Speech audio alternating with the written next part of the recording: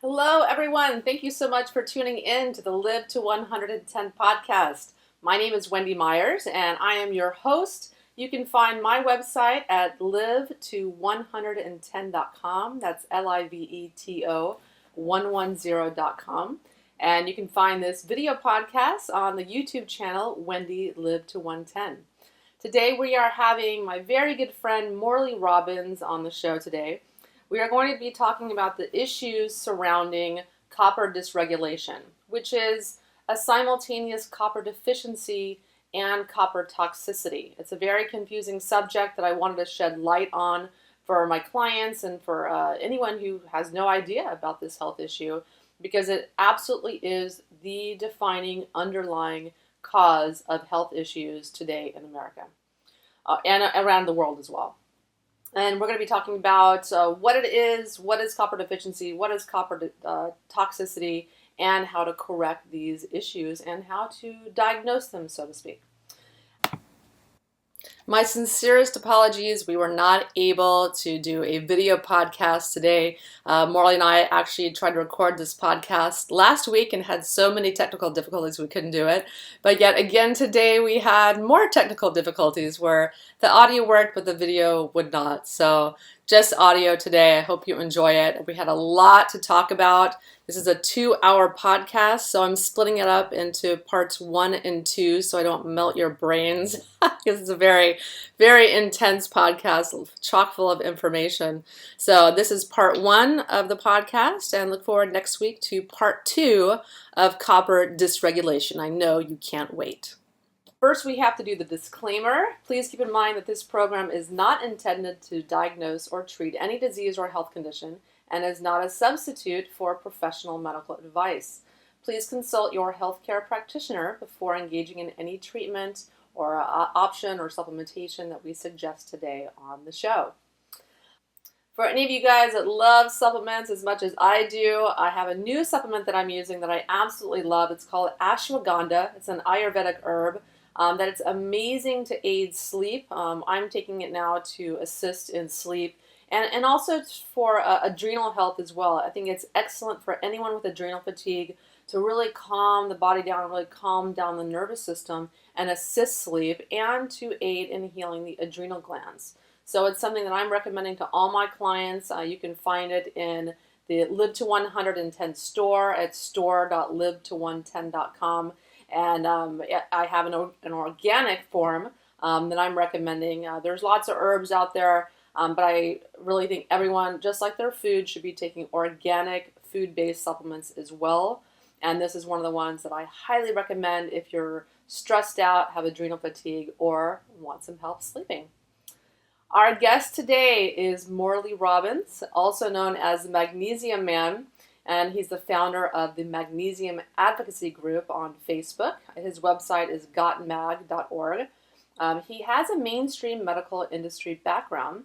Morley was a hospital executive and consultant for 32 years, but left to become a wellness coach and health practitioner. He currently does hair mineral analysis, a program very similar to Mineral Power.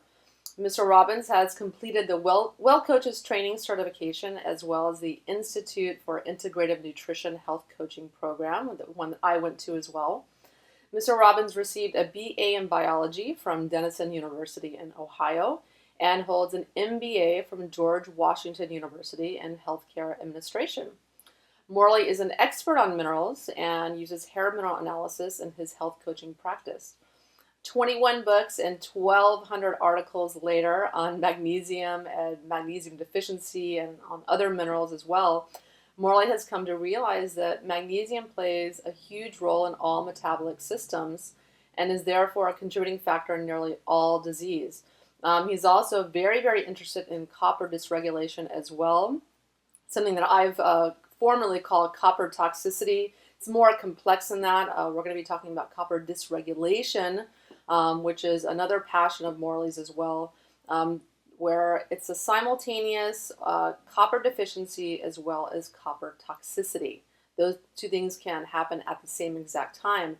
And these two issues, magnesium deficiency and copper dysregulation issues, are at the root cause of all disease. So that's why we're talking about it today on the show. Morley, thank you so much for being on the show. Hey, glad to be here. How are you doing? Hope you had a lovely Christmas holiday and all that good stuff. Yes, I did. It was wonderful. It was very relaxing. I took some needed time off. I really hadn't had a break in about 2.5 years. So I've been going, going, going. So I took a week off and I did not look at my computer, and it was very rejuvenating. What is that word you used? Break? You took a I break? took What is a that? break. I What? know. It's very, very good for my adrenals, bad for everyone else learning about health. Yeah, no kidding. Usually I just can't stop. I just enjoy what I do. So it's a byproduct of that. But Morley, let's talk about today about copper toxicity, copper dysregulation. So I know you hate the word copper toxicity. Yeah, I was about to freak out. Yeah. We're going to talk today about copper dysregulation. But first, why don't you tell the listeners a little bit about yourself and how you became a health coach? I backed into it. Um, this wasn't what I thought I would be doing when I grew up, but um, I'm a, I affectionately refer to myself as a pre-med retread. And when I was in college, I had designs of becoming a doctor, and my organic chemistry professor made sure that was never going to happen. I've thanked him many times since that fateful process. But I went into the hospital field, worked there for 32 years, and developed a frozen shoulder, which forced me into the alternative healing world, the world of natural healing. And I went kicking and screaming and realized that that was my true calling and have become a wellness coach. And I really quite unexpectedly have become an expert on minerals. And the two that I have the greatest fascination with are magnesium and copper. And in part, it's just because of how important they are in the body. It also just happens to be the two minerals that my mentor, Rick Malter, who I think the world of, tends to focus on as well. But when you begin to dig into the weeds of why everyone's sick, about 99% of the reason is they don't have enough magnesium or they don't have the right bioavailability of their copper. And it's no more complicated than that. And yeah, and listeners, if you're interested, we did a previous show on how to prevent a heart attack with magnesium. Previous podcasts, I definitely recommend checking that out. But of course, there's lots more information about magnesium beyond just preventing a heart attack. So I recommend giving that a listen to. And personally, I agree with you. I think copper dysregulation is one of our top health crises. Can you tell us a little bit about what copper dysregulation is and how it happens? It's something that's very, very confusing to a lot of my clients, and I think to a lot of people out there. Yeah, no, I think it's an incredibly confusing issue, in part because of the very different natures of the two minerals that we just talked about. When people have a magnesium deficiency, it's mathematical. They're down, they need to restore it. You add magnesium, and voila, they're back in the game. Copper doesn't work that way. It has profound relationships with a lot of different minerals. Certainly zinc, chromium, manganese, sulfur, uh, and where magnesium repletion, restoring the magnesium status, is a mathematical process where it's just simple arithmetic. Trying to deal with copper dysregulation is more like solving a quadratic equation. It's really complicated. And in part, it's complicated by the fact that people have been brainwashed over the last 30 years to think of copper as being a bad guy. We got to get rid of it, and it's toxic, and get it out of your body. And that's all witchcraft that's designed to drive copper deficiency, which is really what's at the core of a lot of people's problems. I'm sure that you've got clients and followers who have fibromyalgia, or they have Lyme disease, or they have certainly thyroid issues, Hashimoto's, and all sorts of things, rheumatoid arthritis, people who probably have experienced, or someone in their family has experienced, an aneurysm. All of these conditions have a common origin: copper dysregulation. And it's really staggering when you begin to realize that one mineral has that kind of impact, and it's through 30 different cupro enzymes. Cupro is their derivation of copper, and it's those 30 enzymes that, when they go out, begin to affect thousands and thousands of other enzymes. I think where there's a lot of confusion is that uh, copper has become so ubiquitous in our environment. The pipes that bring water into our home and into our buildings is copper pipes, where 100 years ago they were all zinc pipes, oddly enough. But that all changed after the First World War, and then really accelerated after the Second World War. So suddenly copper pipes, and when you have the type of water that we have from our treatment, it causes copper to leach out of that pipe and into the water. Copper is a known antifungal agent. Well, commercial growers use copper sulfate, and they spray it on all produce to make sure that there isn't any increased amount of fungus as it's moving the 1,500 miles from one side of the country to the other. So we're exposed to a lot of copper that way. Also, we've got things like a lot of the processes for birth control tie back to copper. Birth control pills and a copper IUD has a profound impact on a woman's body. The use of antibiotics are profoundly influential in disrupting copper regulation, in large part because copper plays a key role in the effectiveness of antibiotics. And it has to do with its ability to disrupt or support iron metabolism, depending upon what they're trying to do with the bacteria that they're trying to go after. So it's very pervasive, and what is really key to the whole process is to understand that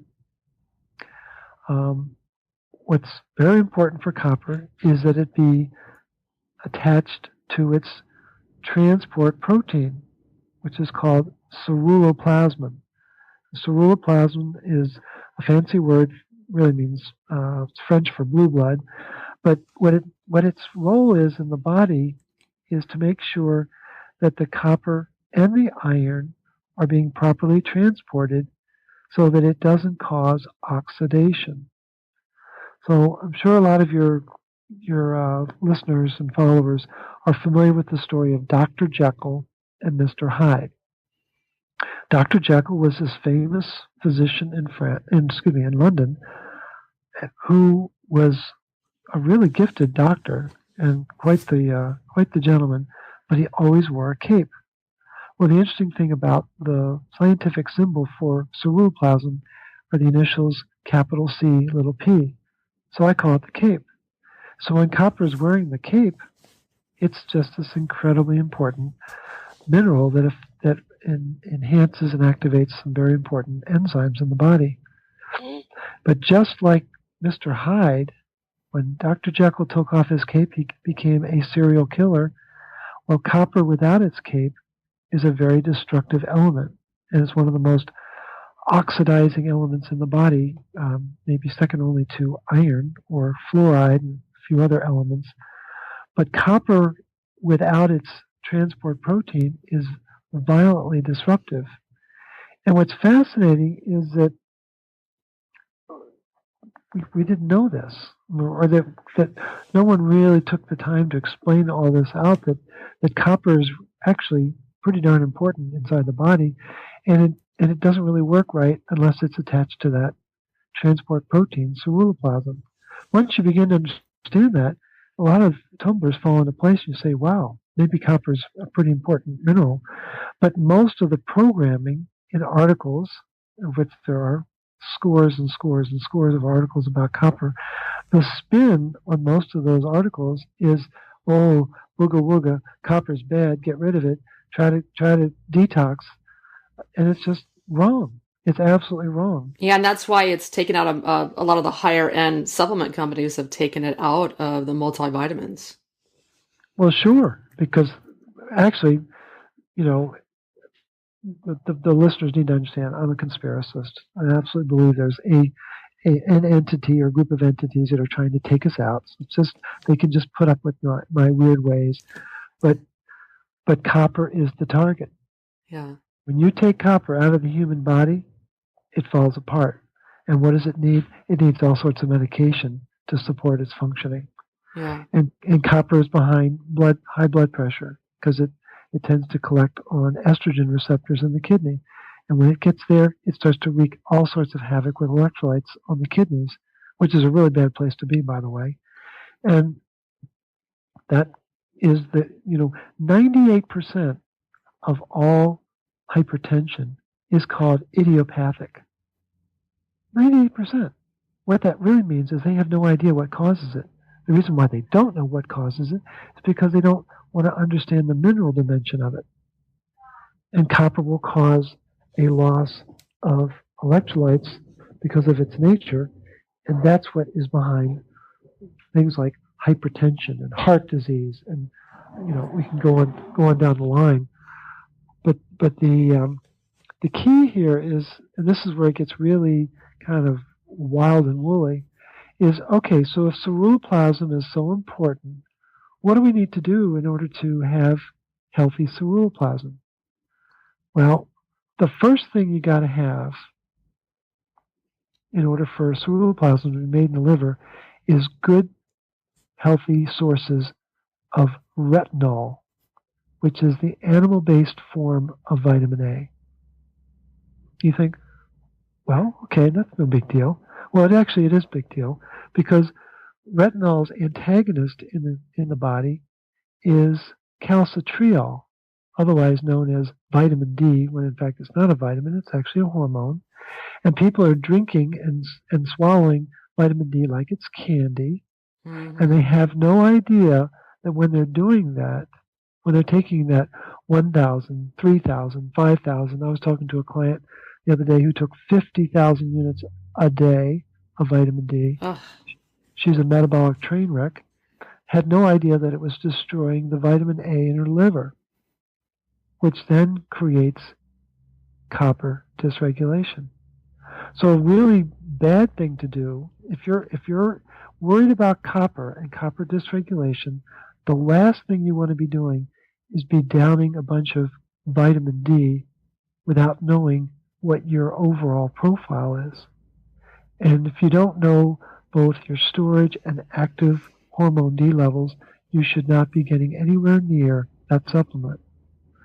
But that's only one element that causes disruption of copper. Another is when we're under a lot of stress, and who isn't, but when we're under a lot of stress, it triggers the production of a key stress hormone, comes out of the pituitary. It's called ACTH, adrenocorticotropin hormone, and it triggers the production of cortisol and aldosterone and all sorts of stress responses. Well, ACTH will stop the production of ceruloplasmin in the liver and in the brain. Now, what's interesting is that ACTH rides on a seesaw with a very important mineral called magnesium. So that when magnesium is high, ACTH will be low.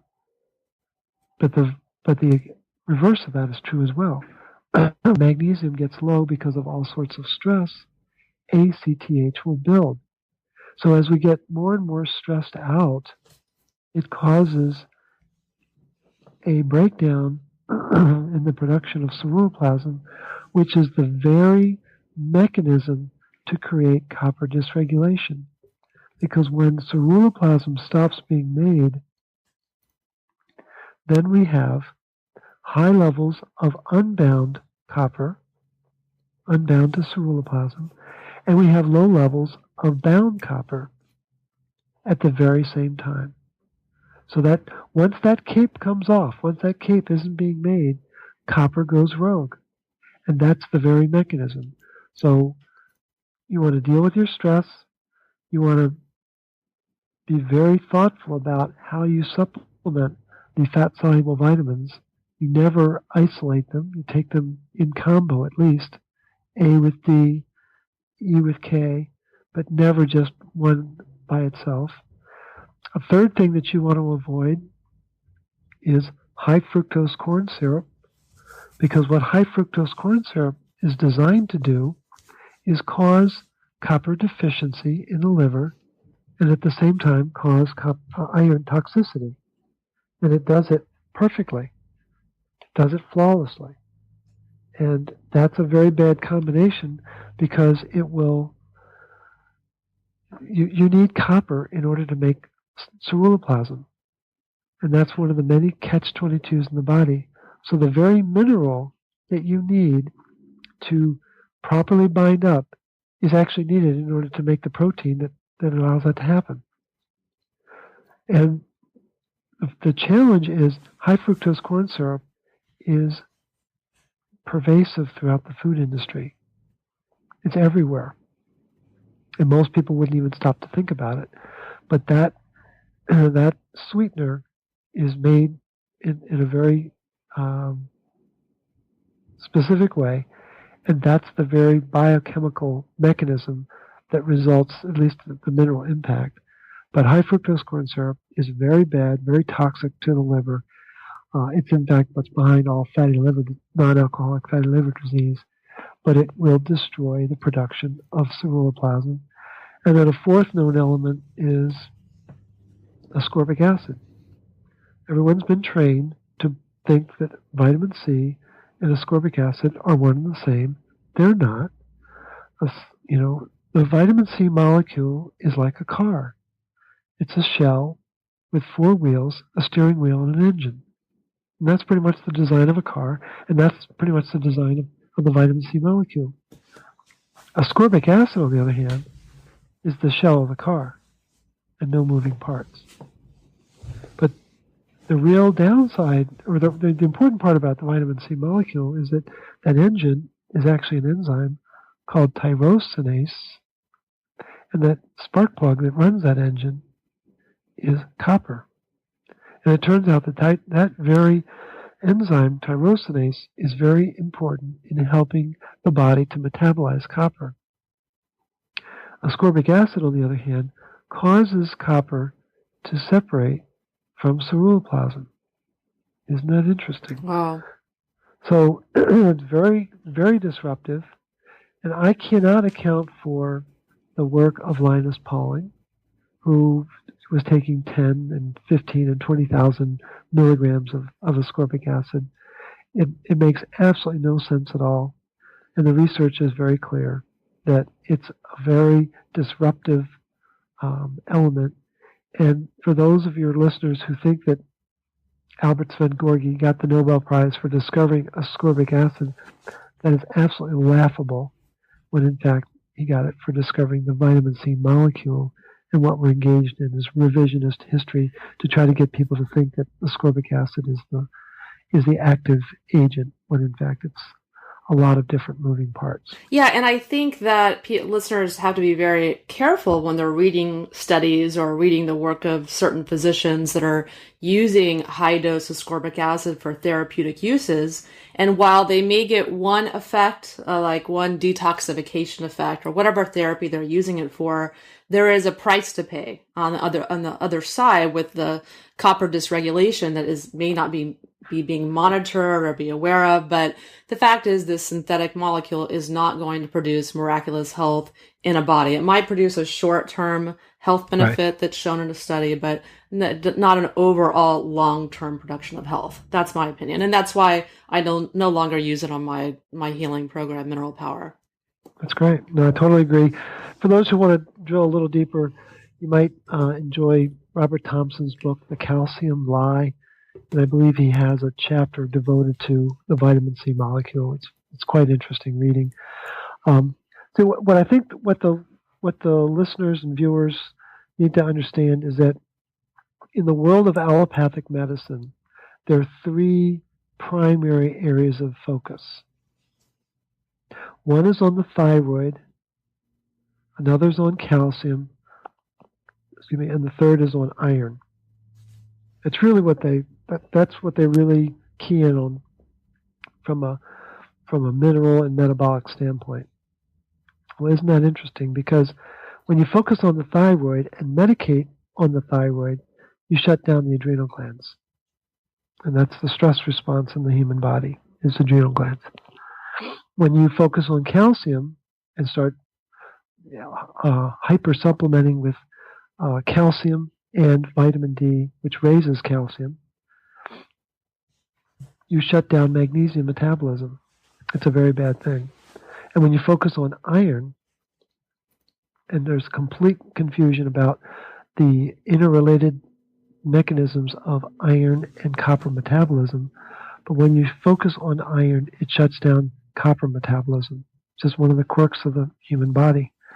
And so the very three things that the traditional, conventional doctors focus on create clients for life. Because once you've got control of someone's thyroid and you're focusing on calcium and iron, the person can never get back to metabolic balance. It's impossible. And I think that's where a lot of the confusion is as well, because it turns out that the adrenal glands are where 95% of the body's store of whole food vitamin C is. What's important to understand is that the thyroid makes one hormone a day. And it's a very important one. I'm not disputing that at all. The adrenal glands make 50 hormones a day. Not just cortisol. There are a whole bunch of hormones that need to be made. And all you got to do is study steroid hormone synthesis in your jaw job. And all that's being made inside the adrenal glands. And it's being made with the support of the liver as well. And if what's really key is to understand that the cytochrome P450 family of enzymes, which is what converts the steroid hormones from one spectrum to the other, well, they're copper dependent. And if you don't have bioavailable copper, your hormones don't work, or they can't morph from one to the other. And so then suddenly people are in this situation where they need bioidentical hormones. Why? Because they have mineral disruption. You know, our great-grandparents didn't have this insanity. Yeah. They didn't have all these, medications that they're putting, the creams and stuff like that. And it's just, we've been conditioned to believe that that's normal. Well, it's not.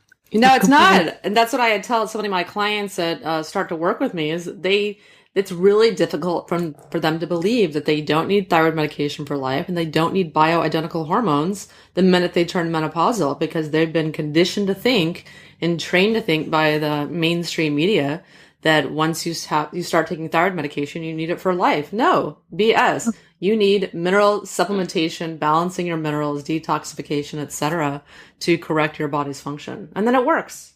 That's right. And we've had one client who had their thyroid taken out, focused on rebuilding their body, and their thyroid tissue came back. It's like, wow. Oh my God, you talk about bizarre, because she was on thyroid medication and had to basically stop it because it was causing too much disruption. It was an amazing process. So yeah, totally agree with that. But I think the challenge is getting people to accept that the body will in fact rebuild itself. And there's so much conditioning out there that we're designed to fail and we're falling apart and you're getting on. I had a client just the other day who went to the doctor for some issue, and the first thing out of the doctor's mouth was, "What do you expect? You're getting older." No desire to understand what the mechanism was, no concern about the metabolism and was it being properly fed. It was, well, what do you expect? You're getting older. And it's a very sad state that we find ourselves in. So go ahead. Yeah. So what percentage of your client base would you say have copper dysregulation? I would bet it's probably in the 90% range. I bet there are very few who don't have some kind of copper dysregulation. And the reason why I say that is I think about people who have histamine intolerance, sensitivity to foods and chemicals and things like that. Think about people who have cholesterol issues. Well, hypercholesterolemia is caused by copper deficiency. Who knew? And that was proven in 1972 by Leslie Clavet and was further validated in 22 labs around the world. And then suddenly Big Pharma was faced with a very vexing decision. 5 cents worth of copper or $5 worth of statin. I think you know where that came out. Yeah. But hypercholesterolemia, the prevalence of neurotransmitter issues, people with sugar cravings, well, that's a dopamine deficiency. Well, you can't get dopamine unless you have tyrosine and copper and an enzyme to support it. So a lot of emotional dynamics around that. People who have temperature dysregulation, the number of people that I work with who have cold hands and cold feet is clearly in the 90% range or more. And there's a particular enzyme that's responsible for thermal regulation in the peripheral extremities. And it's a very cool enzyme. Nickname is PAM, P-A-M, stands for phosphatidylglycine alpha-amidating monooxygenase. I just love that enzyme. And it's copper dependent. Well, it's a very sophisticated enzyme in the hypothalamus. And copper is really important for the hypothalamus. Well, I think a lot of people are having a lot of problems with thermal regulation, which also affects the thyroid. Turns out that the process to turn iodide into iodine, which makes it the active form, requires copper. Who knew? So my theory is that most of the thyroid dysfunction in this country is from a lack of copper. And that would be easily 2/3 of America is having thyroid issues. So I think it's a lot more pervasive than people realize. And the only reason why they're not aware of it is that there's no literature to support it. Well, there's no literature to support that it's deficiency is a problem. There's a gale wind of literature to say that it's toxic and you've got to get rid of it. And in fact, what they're now finding is that the issues of Alzheimer's, Parkinson's, Lou Gehrig's disease, multiple sclerosis, all of these very vexing neurodegenerative conditions are at the very origin of that is copper dysregulation and almost without exception, copper deficiency. And copper deficiency will lead to an iron problem. And when iron gets out of whack, a lot of bad things happen. So I think it's far more pervasive than people realize. It's just there's no easy reference point for people right now to connect their ailment to a copper issue. Well, you touched on this a little bit, but let's talk about the copper conundrum, because I think this is the most confusing thing for most people, is how can one be copper toxic and copper deficient at the same time? It goes back to the transport protein, ceruloplasmin, and what makes copper bioavailable is it takes 6 copper ions to make the ceruloplasmin molecule functioning. And that's what enables it to then carry iron and make sure that iron doesn't cause oxidative problems in the body and inside the cell. And when ceruloplasmin isn't being made properly because of the stresses that we talked about, the metabolic stress of too much D, the metabolic stress of ascorbic acid or high fructose corn syrup, or just the lack of magnesium, which triggers the increase of ACTH, those events will prevent ceruloplasmin. And when copper can't get access to ceruloplasmin, it goes rogue. And so then you've got the dual state of too little bound copper and too much unbound copper at the same time, all because of a lack of ceruloplasmin. And so it's just a a quirk of that mineral that it requires the presence of its protein in order to be useful to the body. And if it's not around, it is highly toxic to the body. Yeah, I read that the copper toxicity, this excess copper in the body is stored in the reproductive organs, the uterus, the gonads. It's stored in the heart and the liver and the brain. Well, it gets stored just about everywhere. What's important, and this gets into a little bit of metabolic esoterica, but I'm sure people have heard of the mitochondria. Mitochondria, the little furnace, it's the energy furnace of the cell. Well, oxygen is a good thing, but oxygen can go rogue. And it can, oxygen causes rust, right? So inside the cell, it causes reduced oxidation species, or we know them as free radicals. Okay, I'm sure you've heard of them. I'm sure your clients have heard of them. Well, the key is, how does that happen? What's taking place? Well, oxygen becomes what's called superoxide because of a non-functioning enzyme called NADPH oxidase. Turns out it's copper dependent. So if copper is not present, the oxygen will become superoxide. And then you say, well, okay, all right, so I got some superoxide, not to worry. I'll just use some superoxide dismutase, SOD. Well, there's three types of SOD. There's SOD1, which requires copper and zinc. There's SOD2, and that SOD1 plays around inside the cell.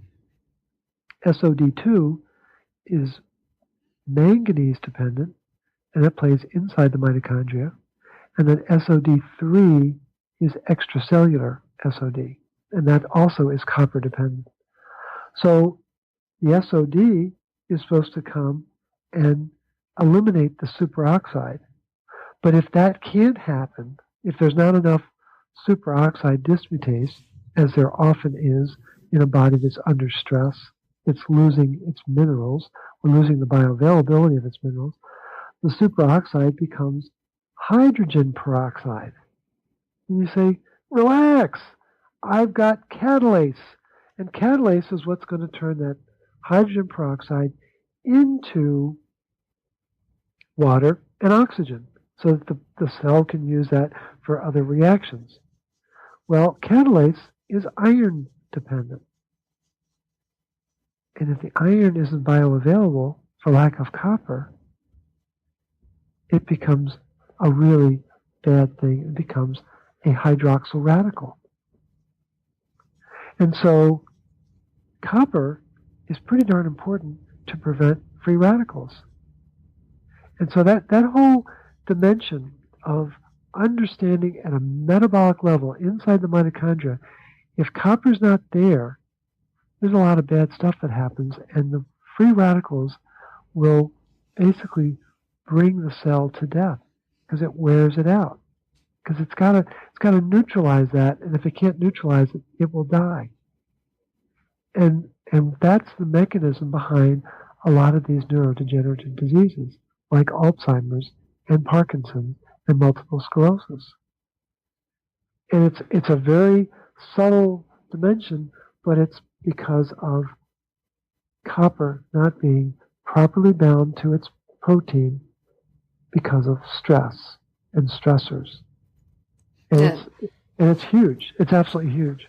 Yeah, that was a very detailed, intricate yet simple explanation. It was really beautiful. I hope it helped. Yeah, so why don't we first go into detail about copper deficiency specifically?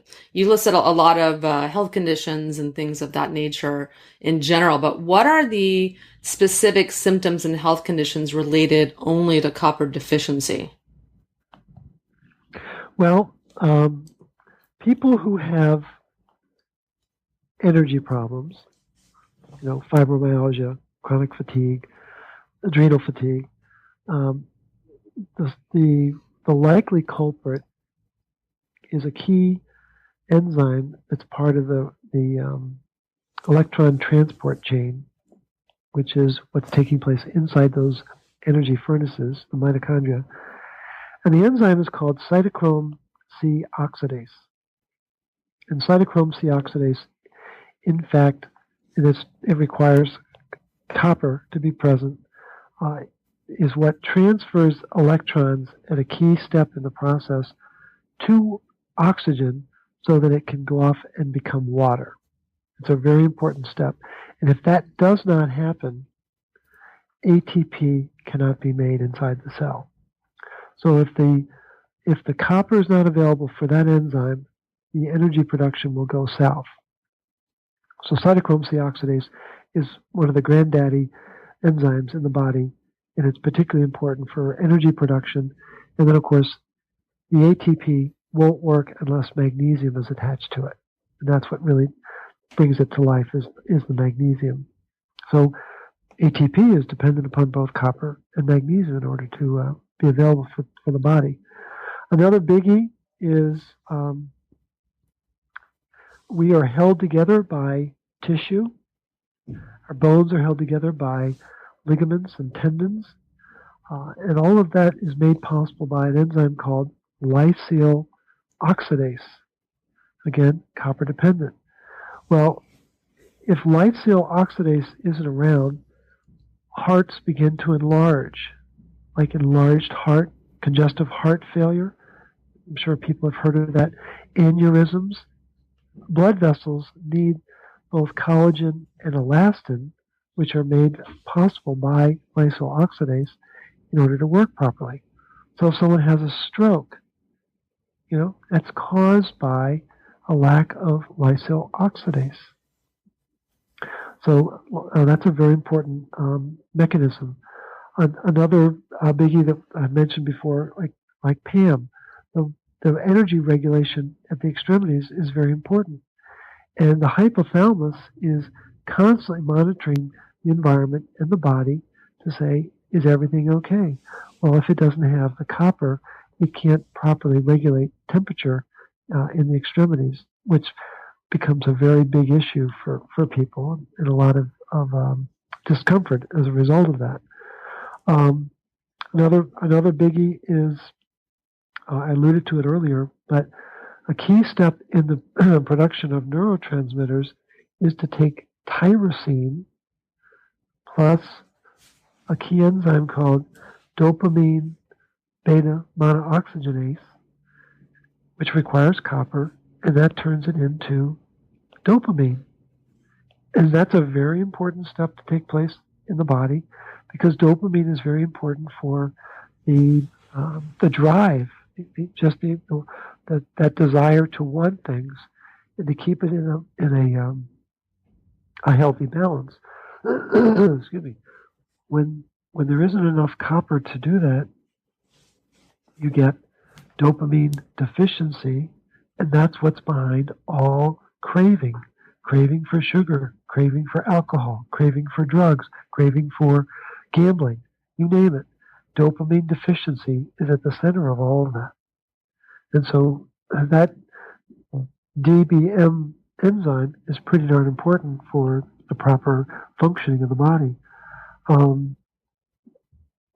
So I think there's some very key mechanisms that allow the body to work properly, and if the copper is not present, that's just not going to happen, and the body begins to act out and begin to behave in a very untoward way.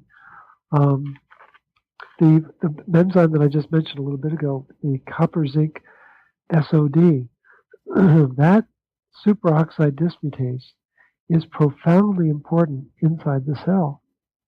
And there's a lot of research that's coming out now, most of it outside of this country, by the way, that is beginning to realize that mechanism of copper zinc SOD is, if that's deficient, the cell begins to basically fall apart. And that's where a lot of metabolic dysregulation takes place, right there, with the lack of that one. But between SOD and the cytochrome C oxidase, you can bring the cell basically to its knees. All because of a lack of one mineral, all because of a lack of one protein called ceruloplasmin. It's kind of mind-boggling when you think about it. Yeah. Yeah, I know for myself, when I started taking copper, I could not believe how much better I started feeling. Yeah, and and see, the thing is, like yesterday I was reading this fascinating article about autoimmune disease. Everyone's talking about autoimmune disease. Well, what are autoimmune diseases? Multiple sclerosis, rheumatoid arthritis, lupus, Alzheimer's, Parkinson's. These are all autoimmune diseases. Hashimoto's, autoimmune disease. And what this particular author was suggesting is that it's caused by a lack of copper. And the way he described it was very funny. He was talking about its partner.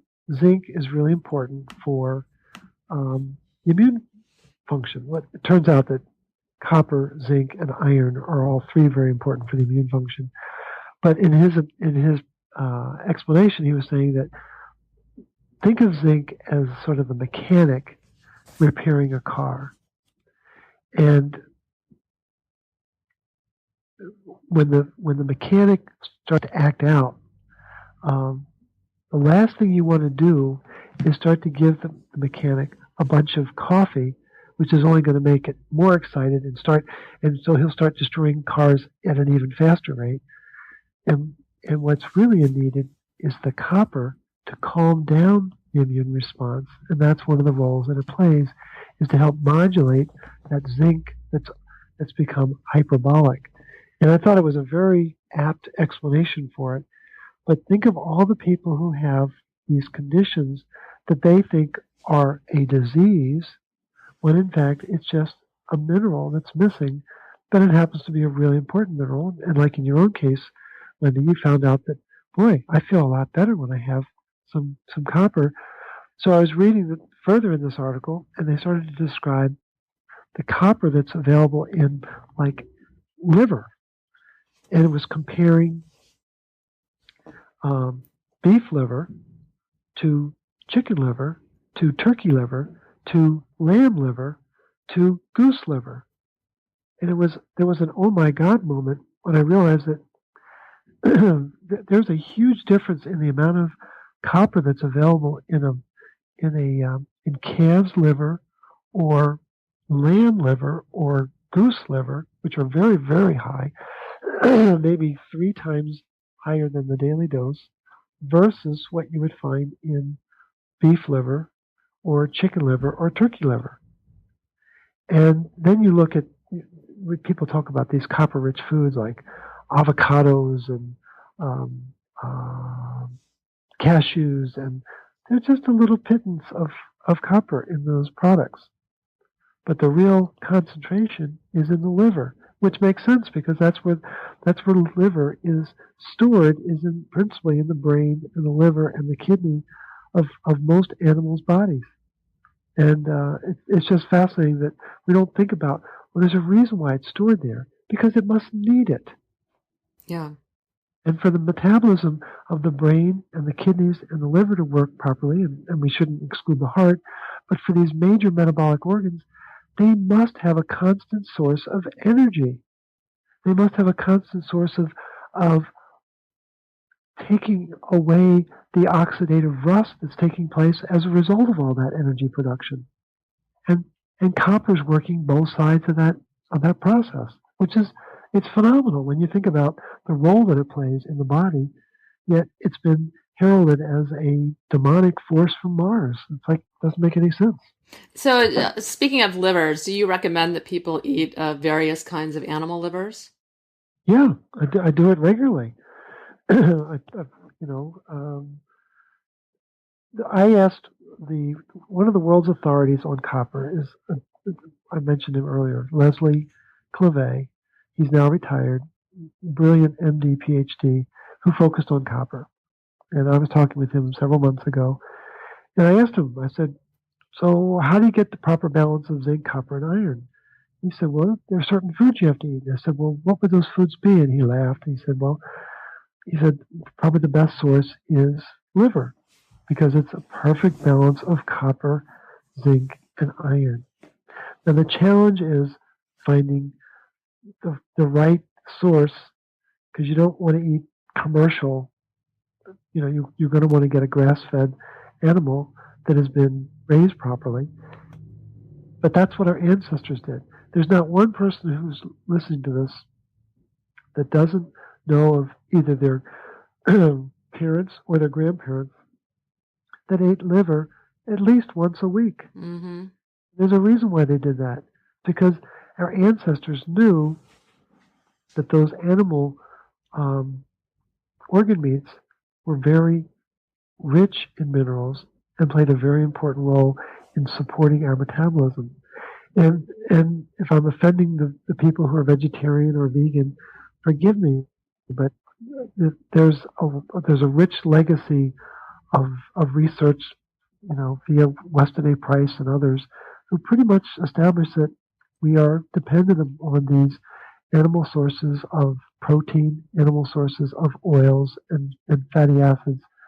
And they're also, what I've come to realize, I can't prove it, but I have this theory now, Wendy, that I think the copper that you get out of a liver is completely different than the copper you get out of an avocado.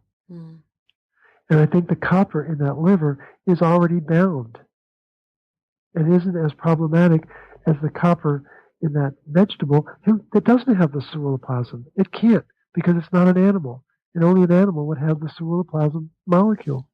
Yeah, I mean, the same it can be said for iron. That there's non-heme iron in plants that is not as bioavailable, and the Right. heme iron in red meat that is immediately usable by our body because it's in the correct form.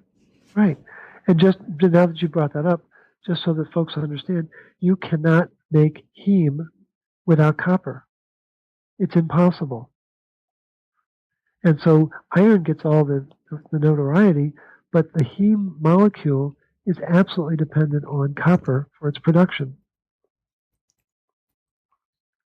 Not an insignificant thing to know. Yeah.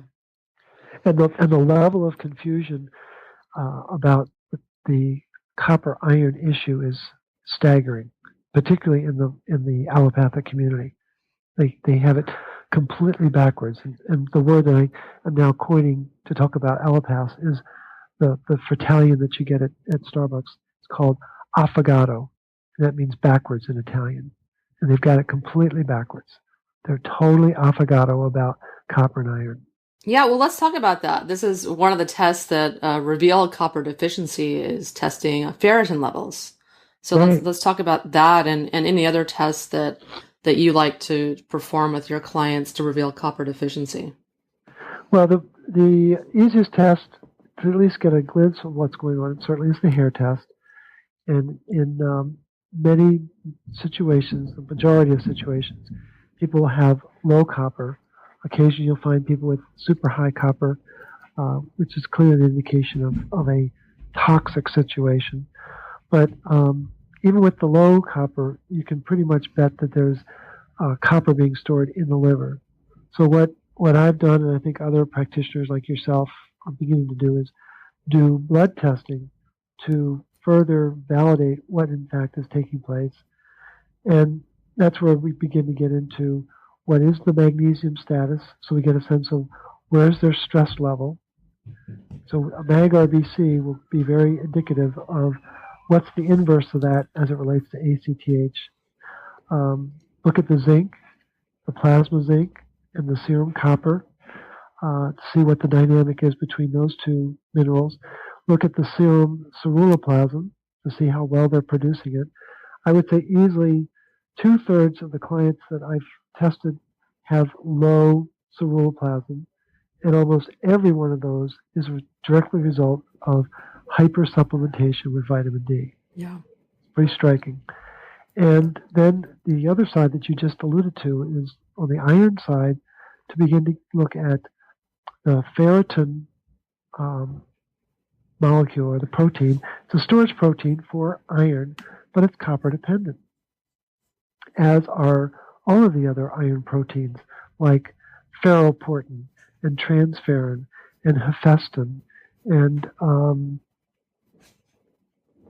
I'm forgetting a couple of them, but even the iron hormone hepcidin is copper dependent.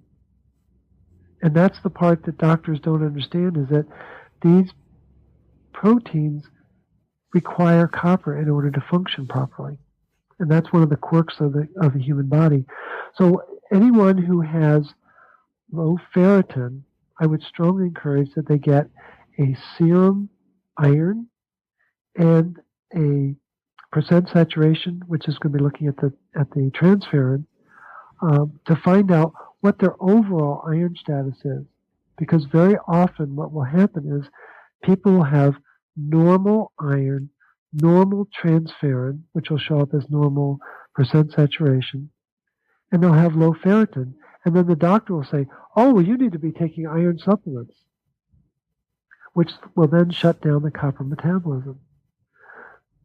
What is far more effective and actually metabolically correct is the person's, that's an indication that they are copper deficient, and that what they really need is whole food vitamin C. And that vitamin C molecule will help to stimulate the absorption of iron and then allow the proper restoration of the ferritin as a storage protein. So just to be clear, listeners out there, if you have low ferritin, that's a likely sign of copper deficiency. Yeah, which is exactly, I mean, who connects those dots? So just to have some fun with it, if folks wanted to become farmers of an orange grove to make oranges, what they'd have to do is make sure that there's a lot of iron in the soil for those citrus trees. You think, okay, so why is that important? Well, the iron in the soil is what allows the citrus tree to make oranges that have vitamin C in them. And it's actually the iron in the soil that allows the copper to get inside the vitamin C molecule that's inside the oranges. You think, okay, well, that's pretty cool. So now let's eat the orange. So we eat the orange. It's got the vitamin C molecule. And what happens? That vitamin C molecule goes into the intestine, and it's greeted by a protein called hephaestin. And hephaestin is the protein in the duodenum that, in fact, takes the iron out of the food. But what activates the hephaestin is actually the copper in the vitamin C. And so then that hephaestin, which once it's activated by the vitamin C molecule, carries the iron to transferrin, and then the transferrin carries it to ferritin.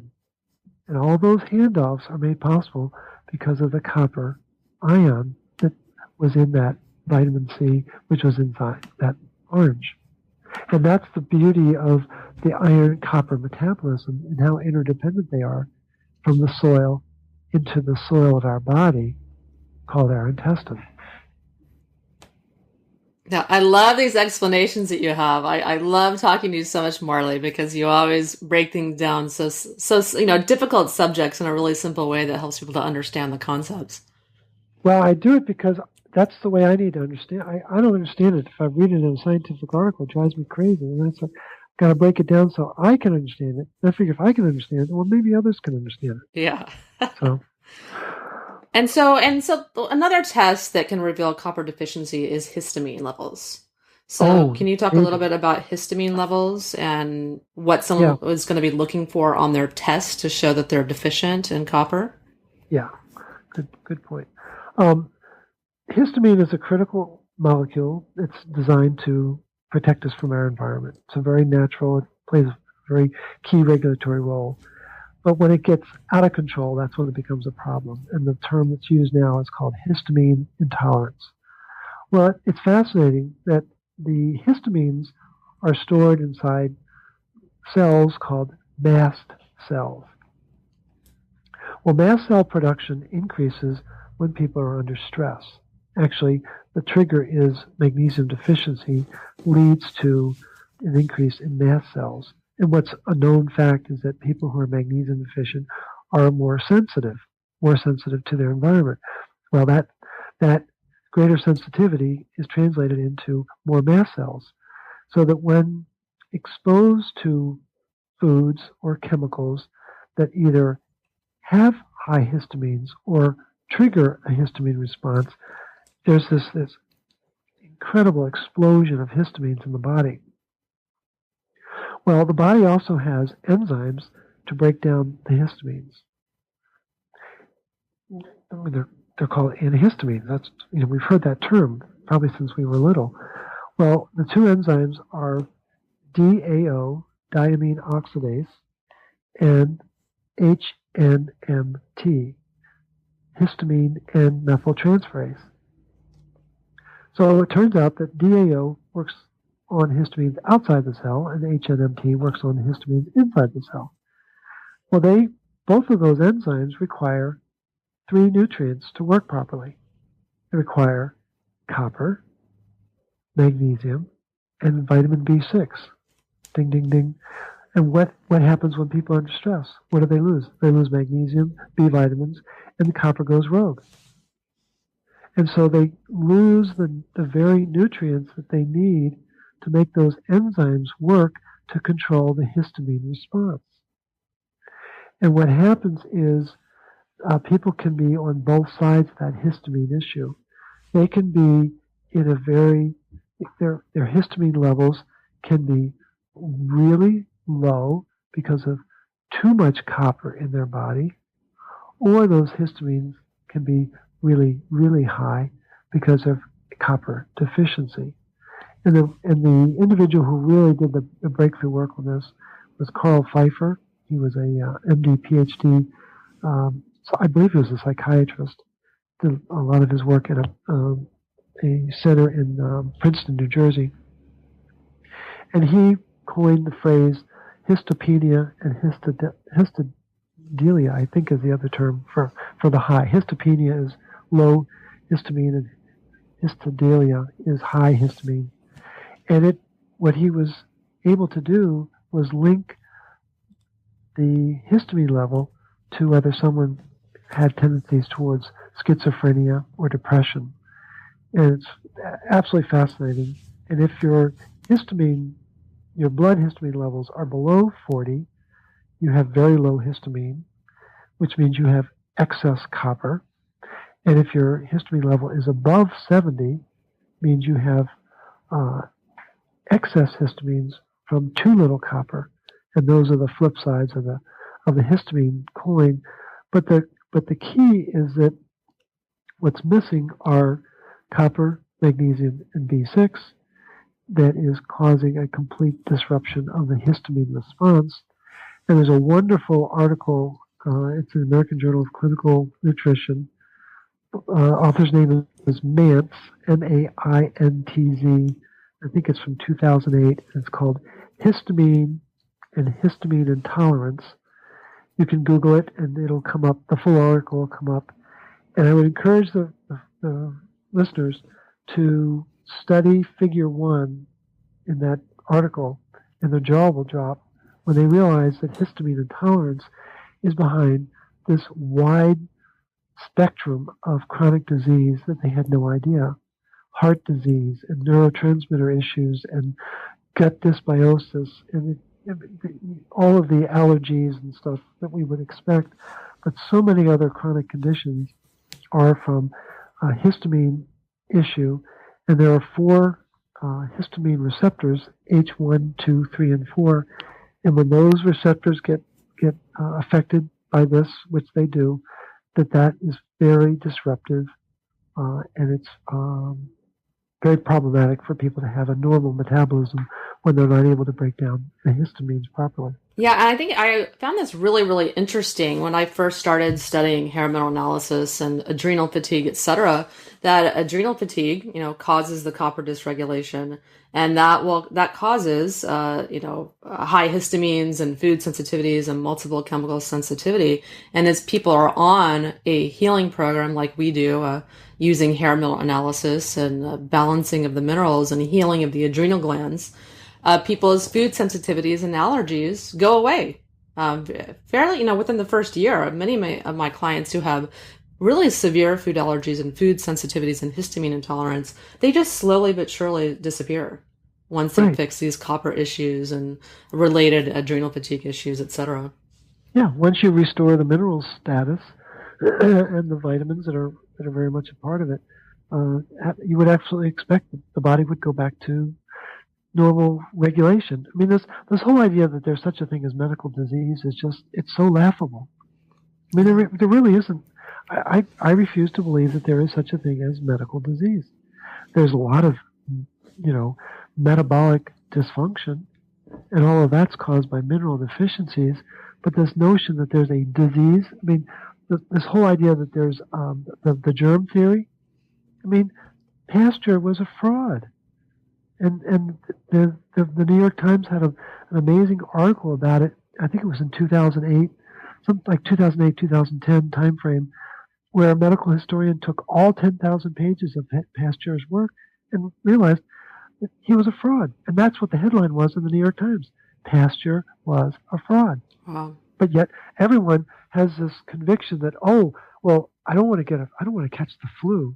You don't catch the flu. You allow the flu because your mineral imbalance is such that you don't have the proper mineral composition to ward or to create a proper immune response.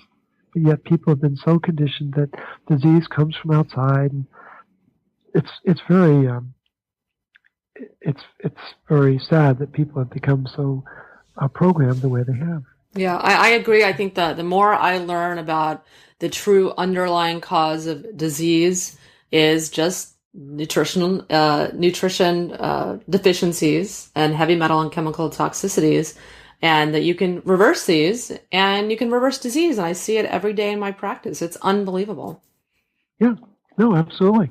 I totally agree. And I would not have believed it because I was raised in a very allopathic family. My sister's a nurse, and worked in the industry for a long time, and I worshipped at that altar. And now with what I know, I'm like, oh my gosh! I mean, this infrastructure, this medical industrial complex, is mind-boggling. It's a scam. It's a It is a it's scam. a It's scam.